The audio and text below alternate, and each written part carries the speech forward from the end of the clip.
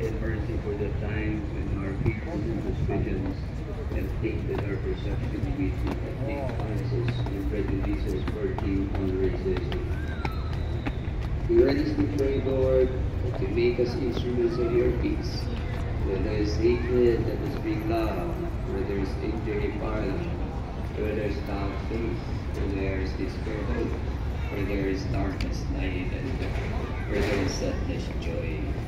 Through our Lord Jesus Christ, your Son, who lives and reigns with you in the unity of the Holy Spirit, God forever and ever. Amen. Our Lady, Queen of Peace, Pray for us.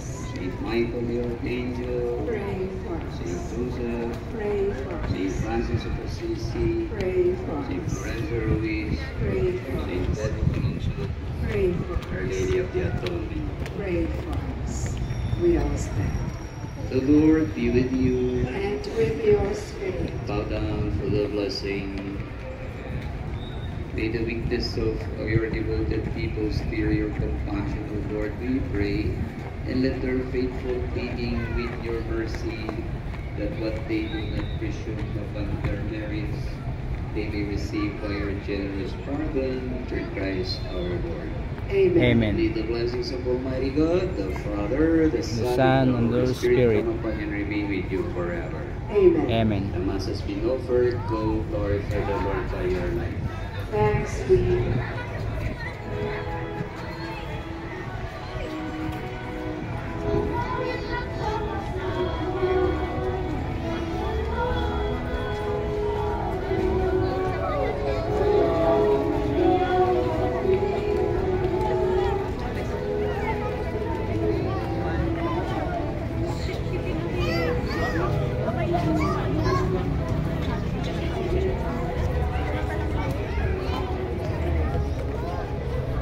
Let's go na. Bye-bye na.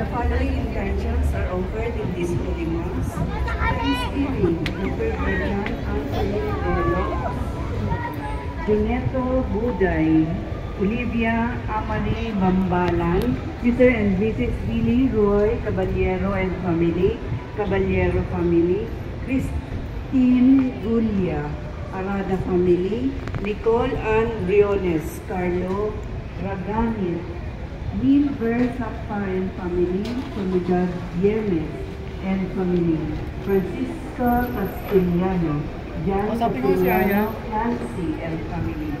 Special intentions and petitions, Walang Asap members, Edwin